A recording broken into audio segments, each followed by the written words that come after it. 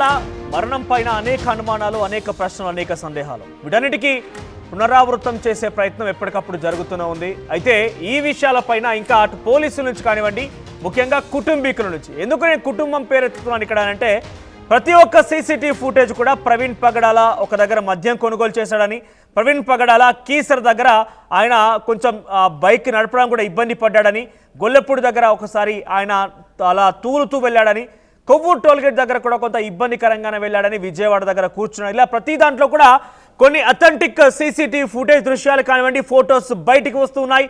కానీ ఇక్కడ ప్రవీణ్ పగడాల ఆయన కానే కాదు. ప్రవీణ్ పగడాలకి మద్యం సేవించే అలవాట్లేదు, ప్రవీణ్ పగడాలకి డ్రైవింగ్ రాదు, ప్రవీణ్ పగడాల బైకే నడపడు. ఇలా రకరకాల క్వశ్చన్స్, రకరకాల అనుమానాలు వ్యక్తమవుతున్నాయి ప్రవీణ్ పగడాల అటు అభిమానుల నుంచి కానివ్వండి, క్రైస్తవ కమ్యూనిటీ కానివ్వండి. అయితే ఈ విషయం పైన ఎప్పటికప్పుడు ఆర్టీవీ మీకు అనేక విషయాలు చెప్పే ప్రయత్నం చేస్తోంది.